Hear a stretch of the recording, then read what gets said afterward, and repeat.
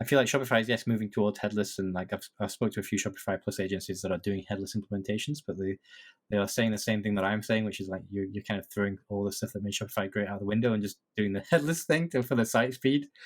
But yeah, for the BigCommerce side, I think that obviously there's the IPO. I also see their APIs and their marketing in the market a lot. I feel like they're doing a better execution of headless than Shopify is. They've moved faster. So like a few years ago, Shopify and BigCommerce like duking it out in the SMB space, and now I feel like BigCommerce is beating them to the punch a little bit in sort of the headless space. That's sort of my read What in terms of both adoption. There was some graphs. I can't remember who posted them. I think it's just built with graphs for like Shopify versus BigCommerce in the top like 1,000 websites, and you can Shopify is ahead, but you should see like the growth curve of like BigCommerce in comparison. Like Shopify is kind of like beginning to ease off, whereas like BigCommerce is going up, and like they're good, like probably like only a few months away from BigCommerce taking Shopify. Really? That's interesting. I think that they've got like a massive like war chest of like funding, obviously on the marketing side. Right. Well, they both have massive war chests, right? Mm-hmm. I think it's just like how they're being applied, and I think Shopify is fighting a perception issue now. Like the challenge of like being bucketed as SMB. Yeah. Yes, they've got Shopify Plus, and it's gonna work for some people, but like it's just like again, it's like you get into the details on the APIs, and you speak to like maybe a CTO or a technical decision maker of one of these enterprises that's choosing the ecom platform, and like Shopify is a bad word. Like they just don't even want to kind of go near it. They kind of like they've already put it in their positioning bucket, and they're not able to bother. Get it. That's Whereas interesting. BigCommerce, I don't think it's got that problem. I think like they lost the SMB space a little bit, but now that's given them some like space to create a new category for themselves. That's which they're still a hybrid. They still have sort of the page builders and the Shopify type stuff. And if you go the headless route, you again put it in the bin. But I feel like the BigCommerce APIs are better, and they have a nicer approach to the ecosystem. It feels like they're like not as sort of controlling of the checkout as well. You see that in like the fast like integration. Gotcha. So you can just like repeat that across sort of all of the other categories and stuff. That's interesting. It's funny because I think I've heard that a handful of times that sort of BigCommerce is better for headless. And I don't even know why. It's like that positioning thing you're saying. It's just kind of been positioned that way. And so I have that perception. But in terms of the details, I don't even know why that's the case.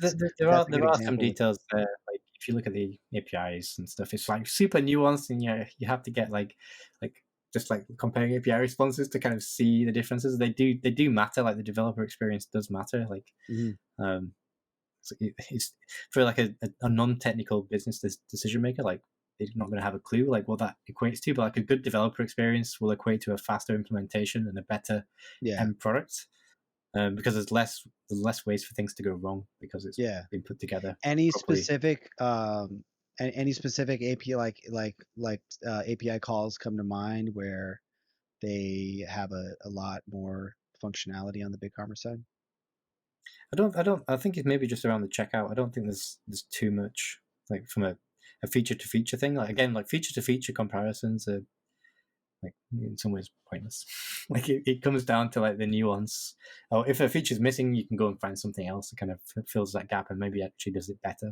So it's not. Like one comparison chart I would be interested in seeing would be API coverage of like Shopify, Magento, BigCommerce, Commerce Tools. Is that something that you could be sort of objective about it, right? Like a marketing feature functionality comparison chart is always going to be biased, but I feel like in terms of API coverage, it's a little more black and white. It's like, okay, on these objects, which methods do you have? Which fields do you have? And just a big ass chart where you could sort of, so if you're building a loyalty points integration and you want to know about the customer object and the product object and the checkout object, you could just see them all right there in front of you. Shopify doesn't give me, like, I remember there was a time where Shopify wouldn't give you ability to create promo codes over the API. They had to be created manually in the back end. So then the apps would create some workaround where they'd make it easy for you to copy and paste promo codes. Yeah. And then I think they eventually covered that. But those are the specifics. So it's like the devil's in the details. Yeah, I think there's the I guess the functional like requirements, like all these like categories like the catalog service, the cart service, the checkout, the order, etc. You could have like a blow by blow for each of those. You get into sort of like eventually, yes, every platform will be covered like at that level, but then there's like the bells and whistles below that, which is like Yeah. the granularity when you get into like very specific types of functionality and things, which becomes more difficult because that's when things begin to kind of drift and differentiate a little bit between each different platform in Yeah. terms of how they execute that feature, perhaps. So it seems like a monumental challenge, which is probably why it hasn't been done. Yeah. There is a product, I don't know if you come across it, API to Cart, and they focus on like Hmm. integrate like, the syncing of data between platforms, and they have a Hmm. chart that kind of looks like that in Oh, terms of okay. what which ones they've integrated with, which That's is cool. like kind of useful, but it's like again, it's only like the superficial, like high level stuff. Like they've got like the generic like descriptions and yes or nos, but like it's hard because like you could imagine like Commerce Tools has got like 100% coverage because everything is API first. Whereas Right. if you look at like Shopify and they've got like a page builder or something, maybe the page builder isn't API first, but everything Yeah. else in the product cart checkout maybe is. So there'll Yeah. be similarities and then there'll be like the nuance. Yeah. Um, I mean, everybody shoots for 100% coverage. Nobody has 100% coverage unless they have to. Like e-commerce tools, if you literally don't have a head, then you have no choice. You have to be 100% coverage by definition.